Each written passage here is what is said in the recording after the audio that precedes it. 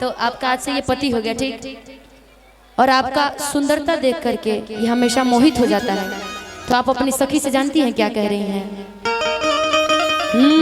कि जनती जट्टी कूली पे राजा जी लो भाई जई है, कि जनती जट्टी कूली पे राजा जी लो भाई जई है। किस्म किस्म के हम लगाई थी छुटकी नंदी रे, किस्म किस्म के हम लगाई थी छुटकी नंदी रे, किस्म किस्म के हम लगाई थी। जनती जट्टी कूली पे राजा जी लो भाई जैसे चुप तेरे चिल्ला दे। जनती जट्टी कूली पे राजा जी लो भाई जैसे, किस्म किस्म के हम लगाई थी छोटकी नंदी रे, किस्म किस्म के हम लगाई थी छोटकी नंदी रे, किस्म किस्म के हम लगाई थी।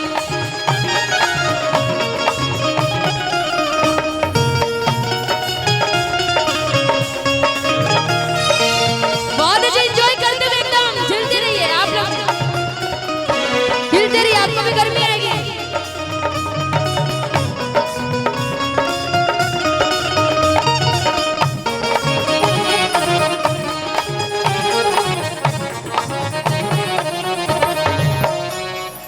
बाप रे, ऐसा छलांग पति पे मार दीजिएगा तो पति का तो जाने चले जाएगा। कैसे मारी हो जरा एक बार फिर से आना। वैसे जैसे आप लोग म्यूजिक बजा रहे थे वैसे बजाइएगा। मैं तो लड़की हूँ तो मैं डर गई, तो पति तो बेचारा डर के भाग ही जाएगा जैसा कर रही थी।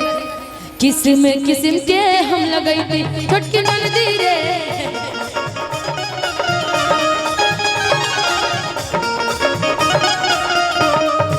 इधर देखो जो फोटो खींच रहा है ना, जो वीडियो ले रहा है, सब लोग अपने फोन का एक बार फ्लैश लाइट चलाइएगा। जिन जिन के फोन में फ्लैश लाइट है, फ्लैश लाइट तो सबके फोन में है, सब लोग वीडियो ले रहे हैं, एक बार फ्लैश लाइट अपना अपना जलाइएगा फोन का। देखिए कितना अच्छा लग रहा है कि दिवाली आया है, कितना अच्छा लग रहा है। हटा के सभी को चला लीजिए एक बार अपने फोन का, ऐसे लेके इनको ले जाइए, ये आप ही लोग के लिए लेते जाइए।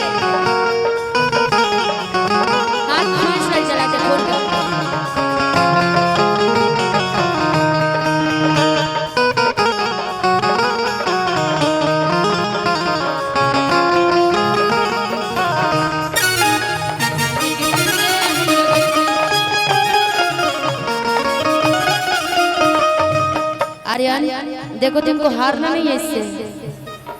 मान लो तुम इसके पति होते तो तुम्हारा तो हालत खराब हो जाता है ना जी।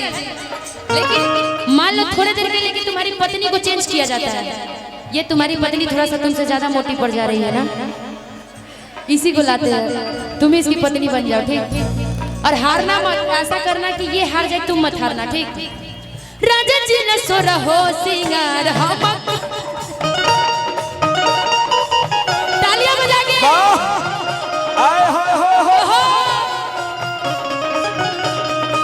राजा जी ने सो रहो सिंगार हम करती,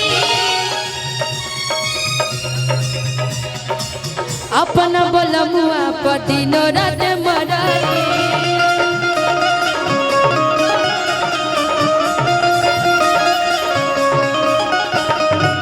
आर्यन थोड़ा सा पीछे आओ गया, तुम भी पीछे आओ जरा।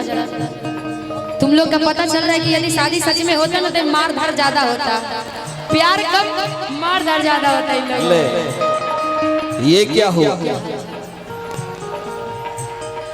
आपके चहेते परम आदरणीय श्रद्धेय अरविंद अकेला कल्लू, साथ ही साथ आशु बाबा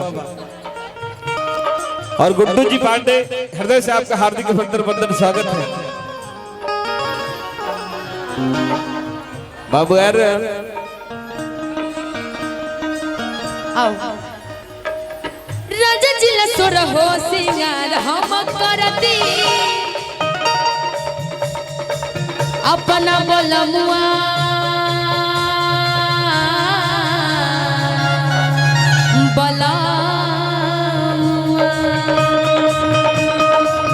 अपना बोलमुआ पति नो रात मराती,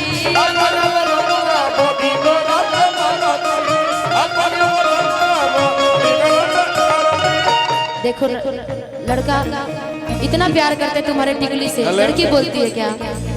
राजा जी ने सो रहो सिंगार हम करती अपना बलमुआ पदिनो रात मरा